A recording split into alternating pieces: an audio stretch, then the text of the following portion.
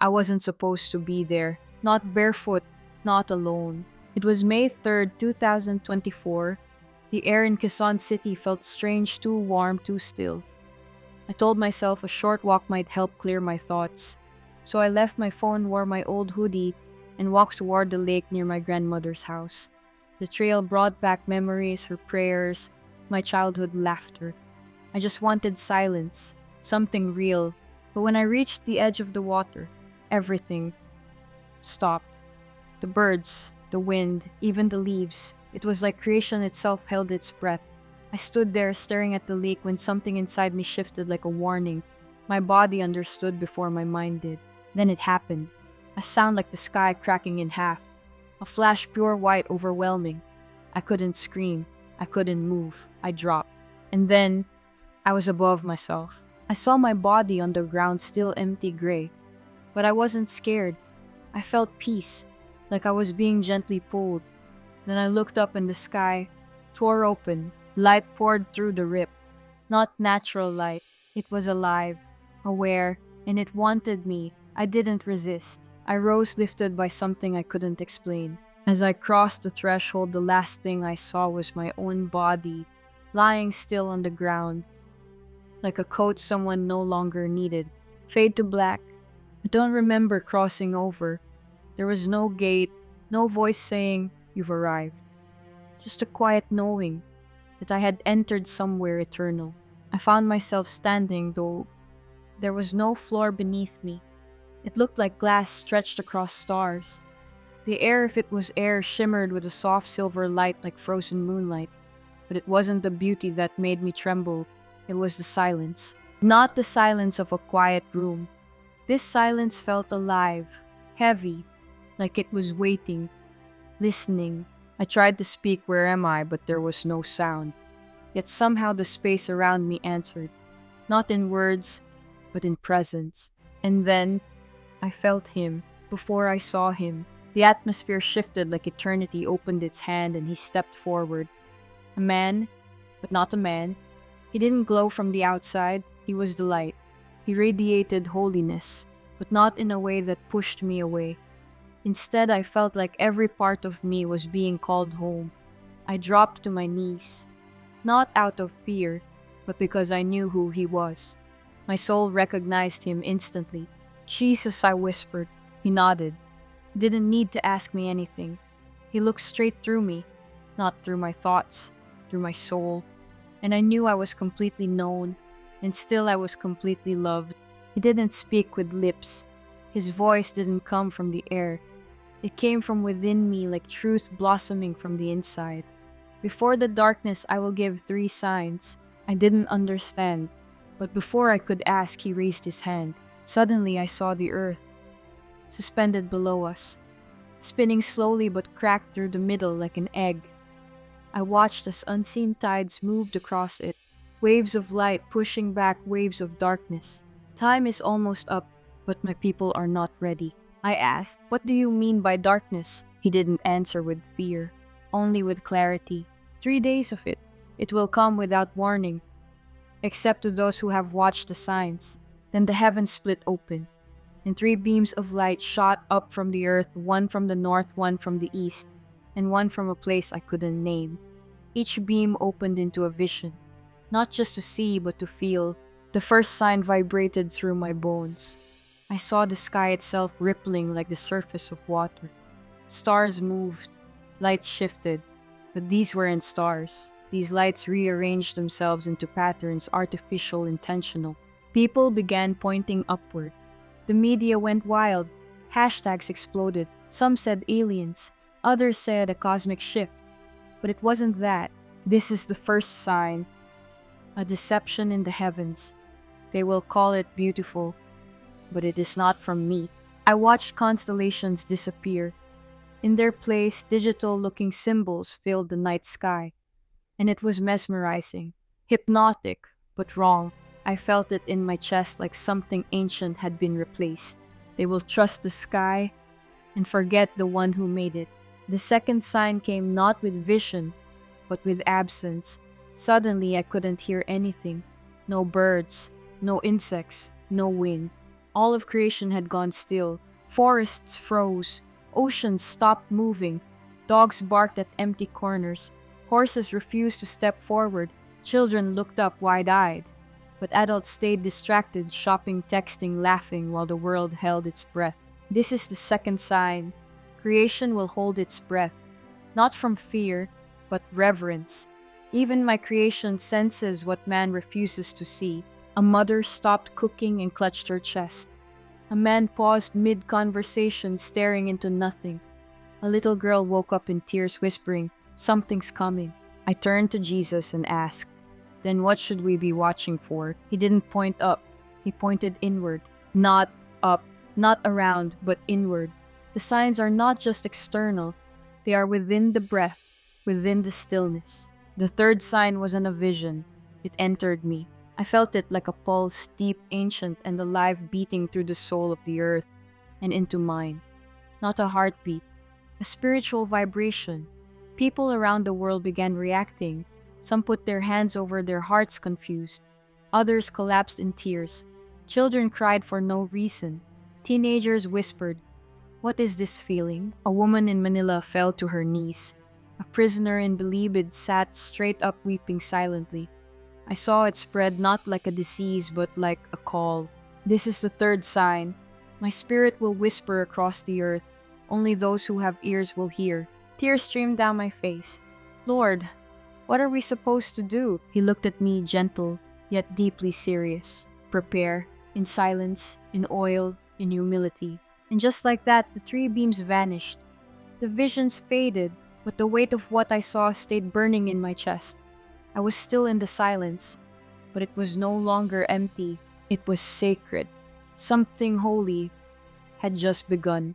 The silence returned, but it no longer felt empty. It felt sacred, like the air around me was holding its breath with reverence.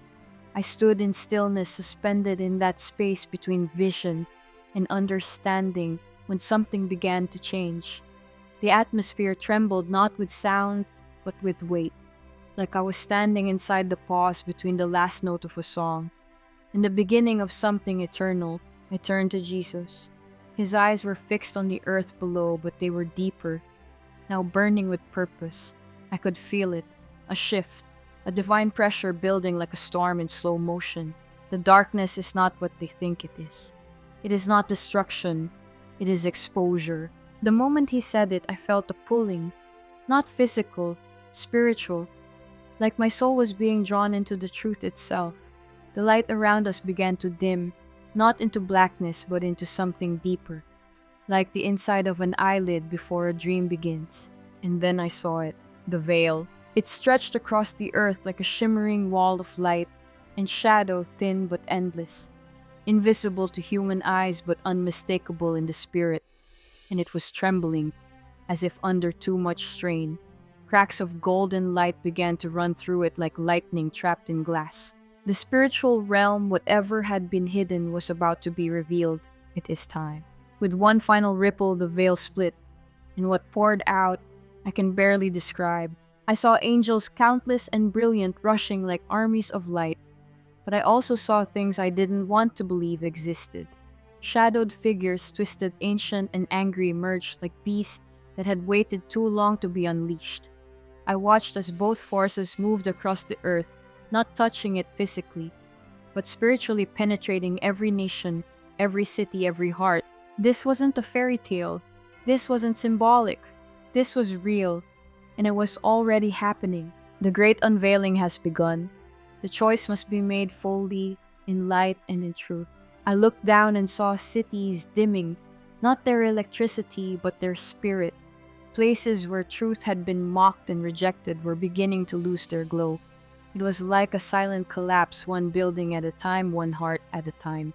But in the hidden places, light remained.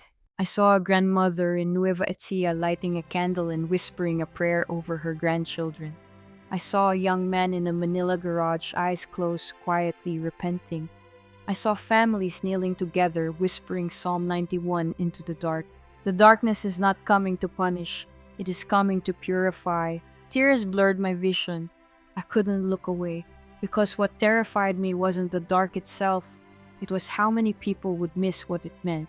I saw them running, panicking, trying to buy light that could only come from within. They locked their doors, stocked their shelves, screamed into their phones. But none of it stopped the unraveling of their souls. The danger is not the dark.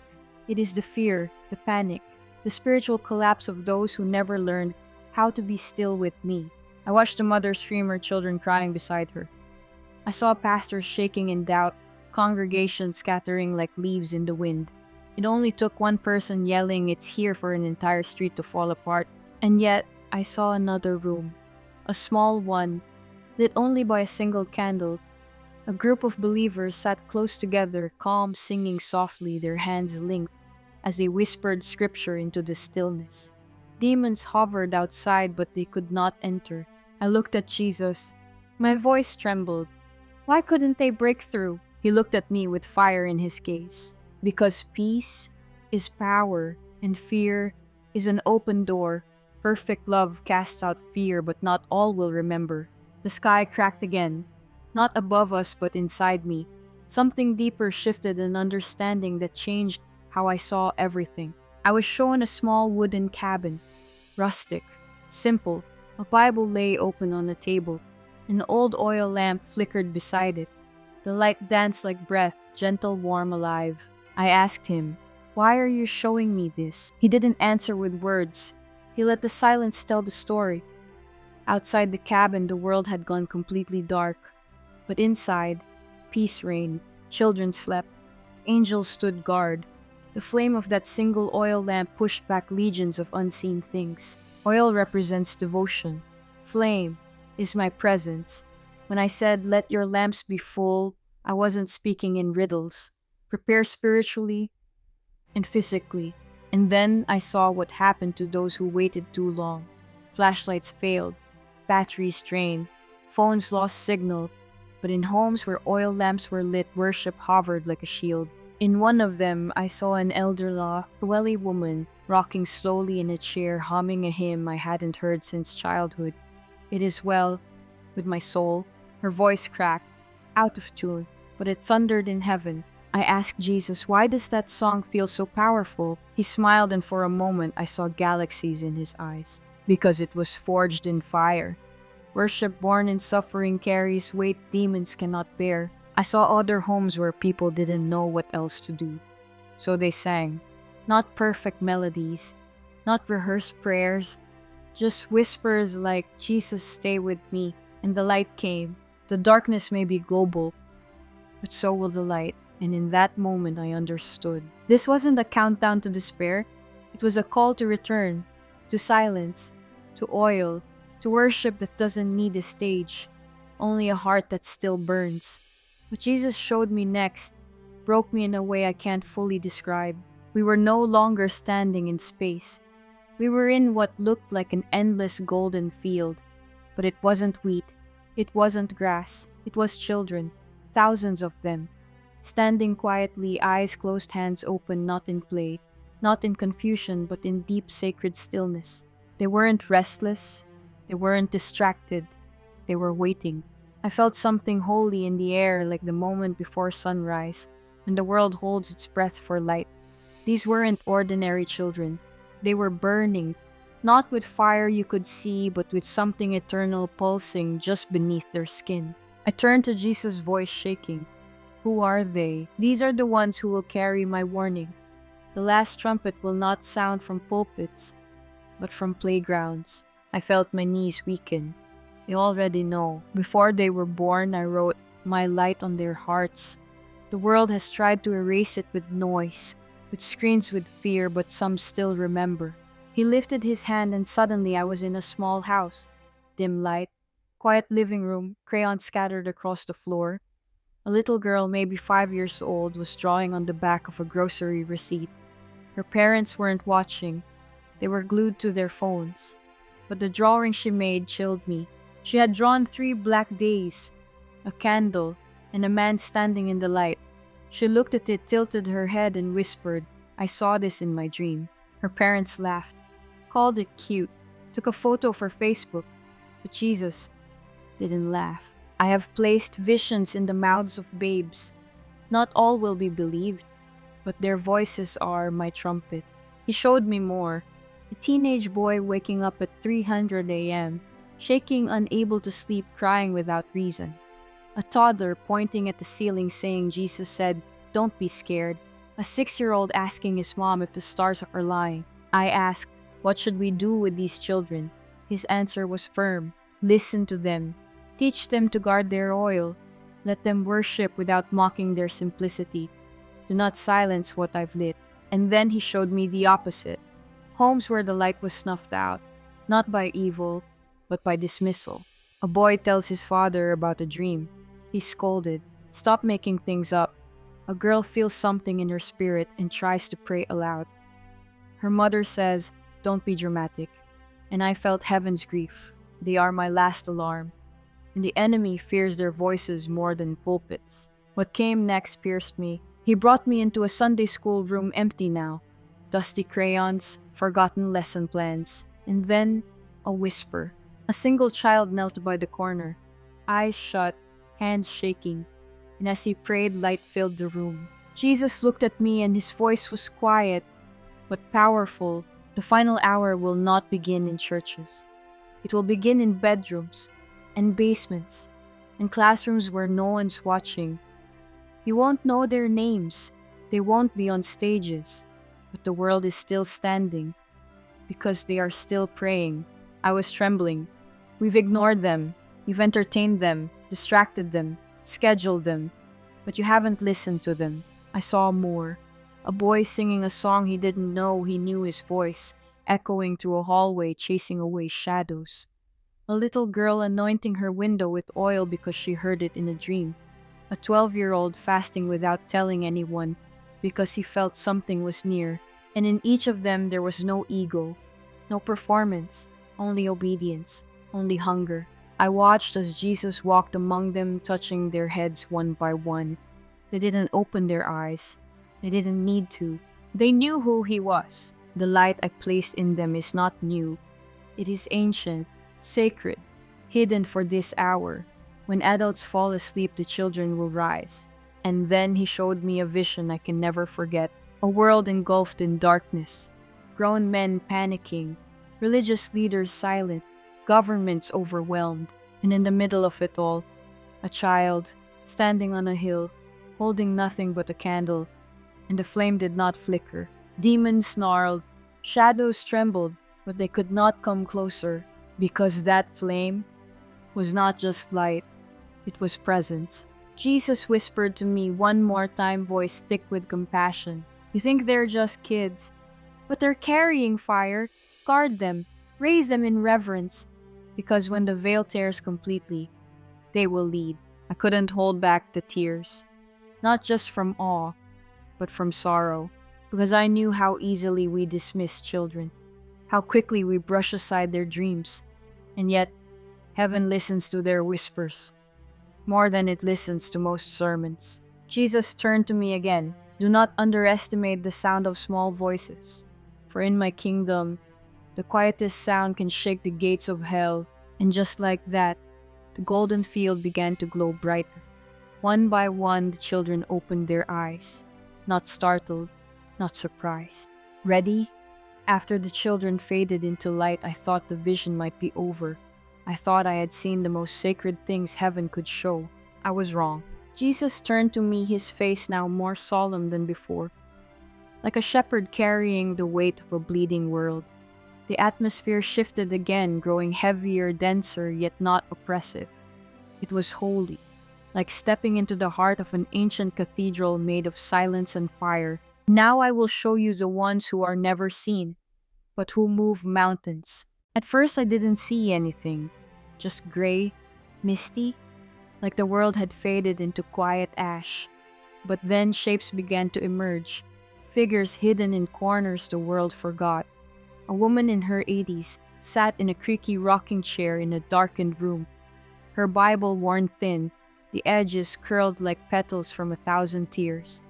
Her hands trembled, but her lips moved slowly, purposefully, as she laid one hand on a world map and whispered names of nations she'd never been to. Every whisper a spark, every name a flame. and above her angels stood still, silent and in awe. She has not left her house in months, but her prayers have traveled farther than any missionary ever has. My heart clenched. She had no platform, no followers, but heaven knew her name. Then I was taken to the prison cell.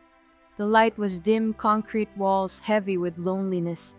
A man kneeling beside a rusted bed frame, eyes closed, whispering, "God protect my children, even if I never see them again." His chains rattled as he wept, but the angels weren't repelled. They were drawn to him. They circled the prison with wings of fire. He is not forgotten. His voice reaches me faster than 1,000 shouted sermons. And suddenly I began to see more. A janitor arriving at a school before dawn, sweeping the hallways with one hand and holding a rosary in the other. A widow kneeling before dawn in her kitchen, pouring oil into a small lamp before the world awoke. A street vendor in Davao, humming a worship song as she folded her tarp for the day. They were everywhere, unnoticed by men, unseen by churches, but not by God. These are my hidden ones.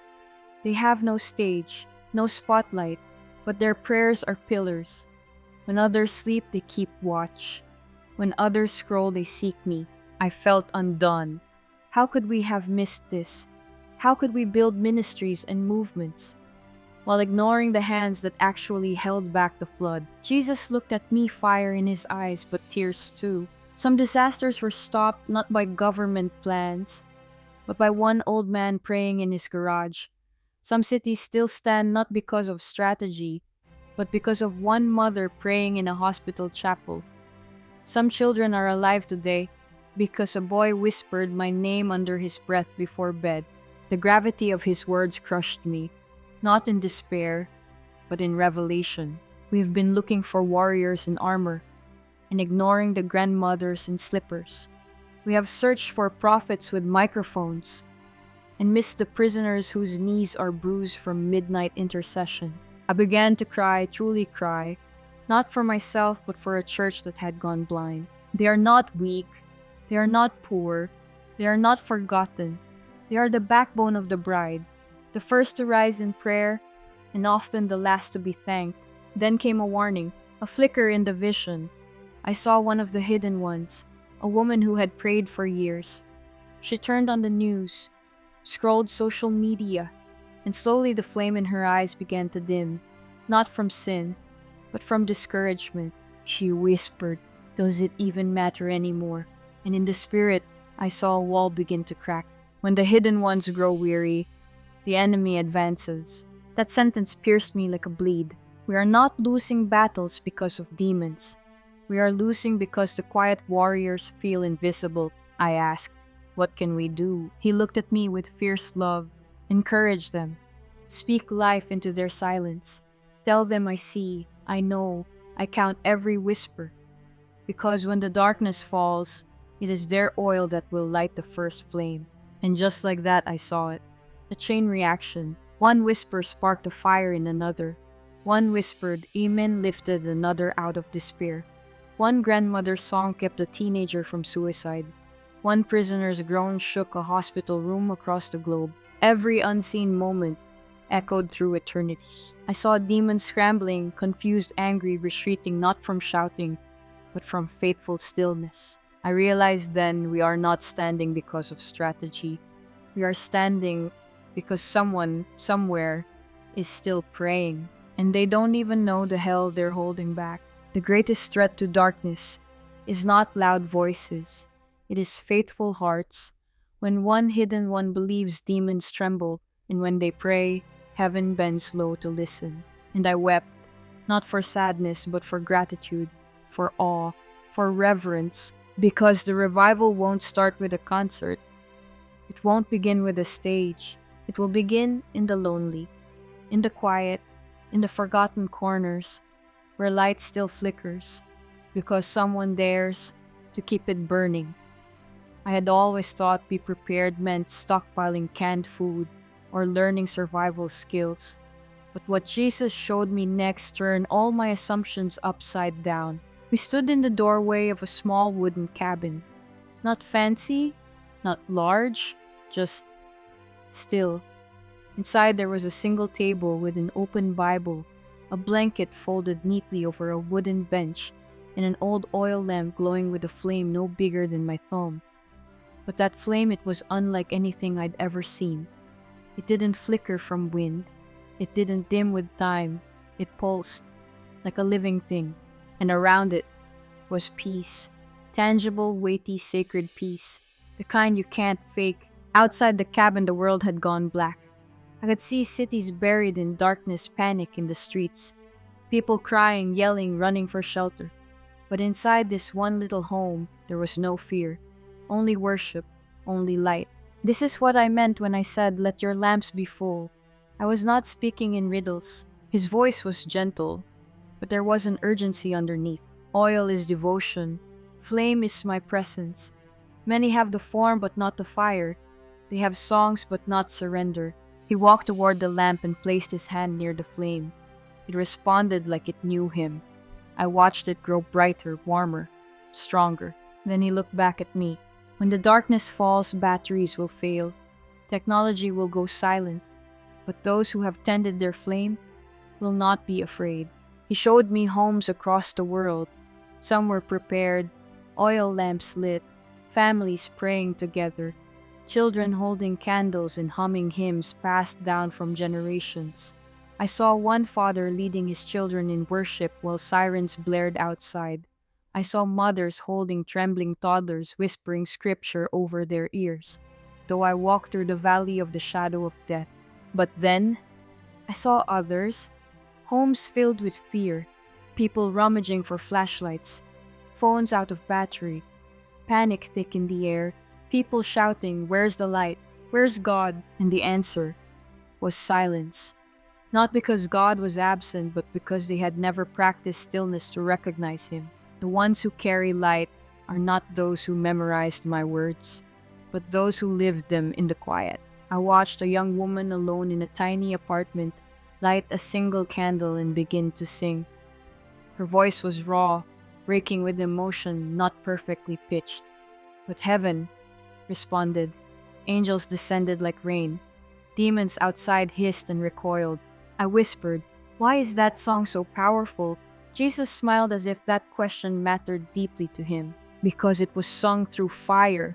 Worship forged in suffering shakes what darkness cannot withstand. Then he showed me something beautiful. A field where flames rose from unexpected places.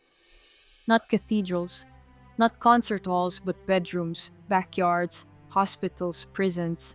Each flame represented someone who had chosen to worship instead of worry, to pray instead of panic, to sing instead of scream. The light was spreading, not by force, but by surrender. And yet not everyone saw it. Some mocked. They said, "That's childish. That's emotionalism. That's weakness." But Jesus turned toward those voices, and his eyes burning with holy resolve, answered without hesitation. It is not childish to worship. It is childlike. And unless they become like children, they will not understand the kingdom. He brought me into one more house. A grandmother sat rocking slowly in the dark, holding an old oil lamp in one hand and wiping tears with the other. She wasn't speaking. She was just humming "It Is Well" with my soul. That simple hymn cracked the atmosphere. I saw chains breaking in the spiritual realm, fear retreating, shadows dispersing like smoke in sunlight. I asked him, "What about those who don't know the songs, who feel unworthy, too broken to sing?" He didn't hesitate. They don't need lyrics. They only need truth. Even a whisper, "Jesus, stay with me," will draw my light faster than 1,000 sermons. Tears rolled down my cheeks. This wasn't about perfect devotion. This was about sincere devotion. A heart turned toward God even in weakness is more powerful than the strongest fortress built in pride. Then Jesus showed me one final scene. A boy in a dark room curled up on the floor. No candles, no light, just silence. But through cracked lips he whispered, "God, I'm scared, but I still trust you." And that moment lit the room, not with fire, but with glory.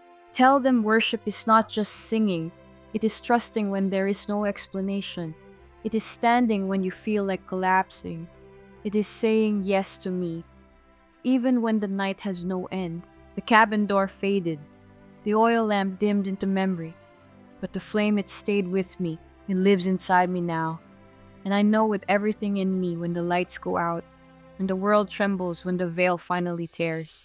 The only ones who will stand are the ones who have already knelt, the ones who didn't wait for the storm to prepare, the ones who gathered oil, in silence, in secret, in surrender. I didn't want to leave, not after everything I had seen, not after the weight of glory had touched my spirit, in places I didn't even know existed. Heaven had carved something into me, something permanent. I felt more alive in that eternal stillness than I had ever felt on earth. But Jesus looked at me and I knew this was not where I would stay. His gaze held the depth of oceans and the softness of morning light. There was no anger in him, no pressure, only purpose. You were never meant to stay. You were meant to see and then to speak. I felt something in the air shift, like time itself inhaled. We stood once more above the earth, and for a moment, I saw the whole planet at once, cities glowing like embers, forests breathing, oceans trembling, and then people, millions of people, running, sleeping, laughing, crying, lost, longing, distracted, desperate. I saw a mother scrolling endlessly on her phone, while her child sobbed quietly nearby. I saw a pastor rehearsing a sermon he no longer believed. I saw a girl in her bedroom clutching a pillow, too ashamed to pray.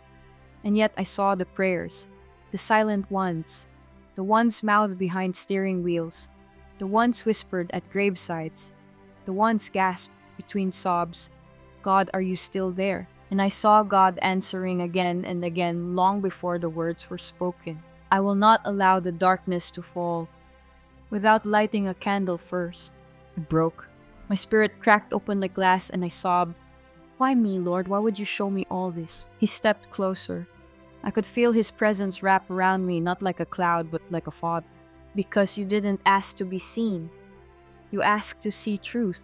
And I always answered that prayer. The next thing he did took my breath away. He reached into what looked like the fabric of time itself and pulled back a curtain. Behind it were moments past, present, future, all layered like film strips. And there, I saw it. I saw the day I almost drowned as a child. I saw the night I cried out, "God, show me what's real." I saw myself walking barefoot toward the lake on May 3rd.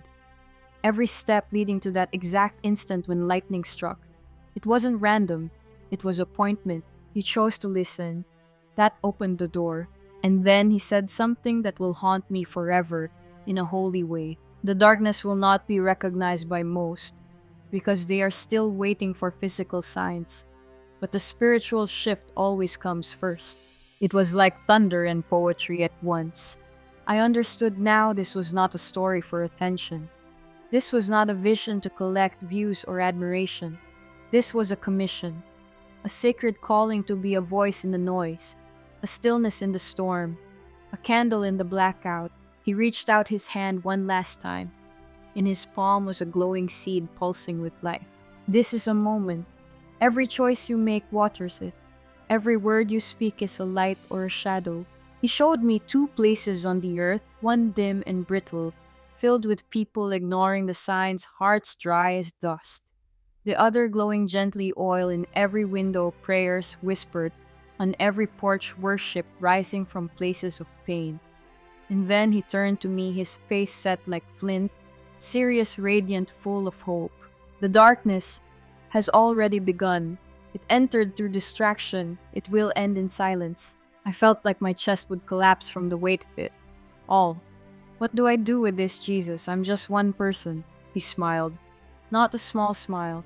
A smile filled with the weight of eternity. "You've already begun. You saw. You believed. Now, speak." And in that instant, everything began to dim. Not in fear, not in despair, like the final scene of a film slowly fading to black. I could feel myself being drawn back to my body, back to the earth, back to breath and bowl and beating heart. But before I left, he spoke once more. And these words burned into me. I am not coming for a loud church.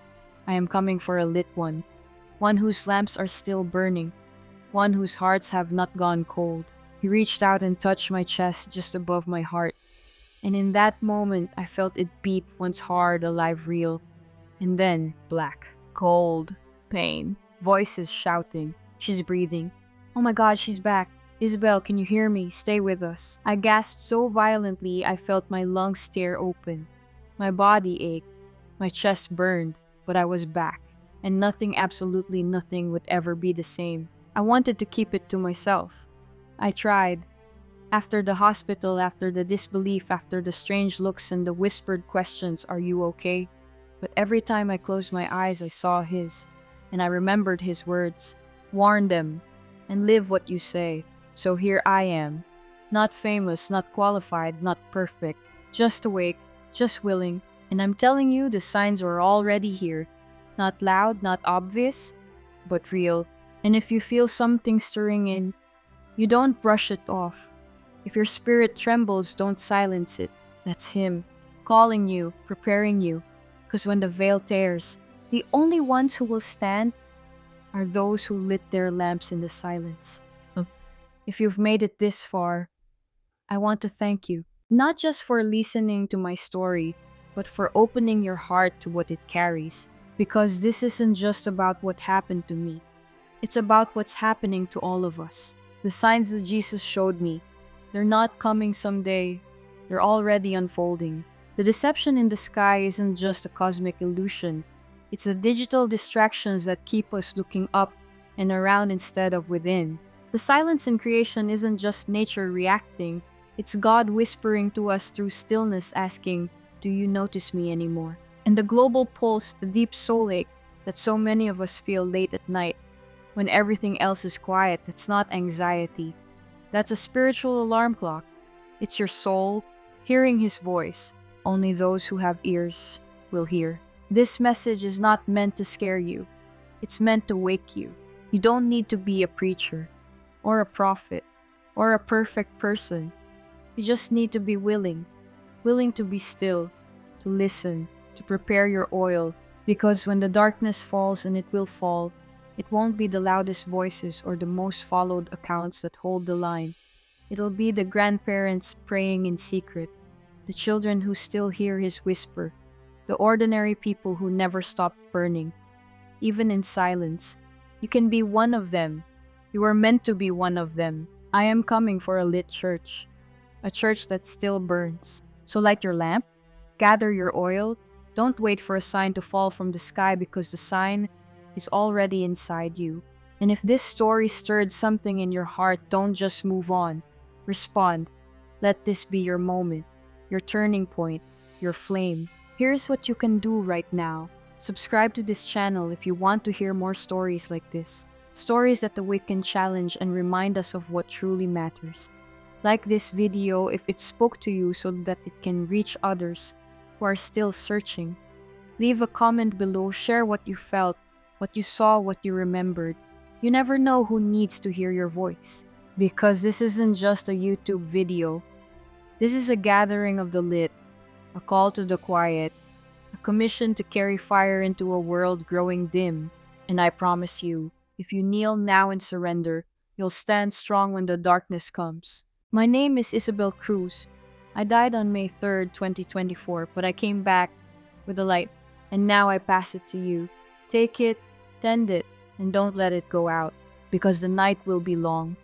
But those who carry flame will not be afraid.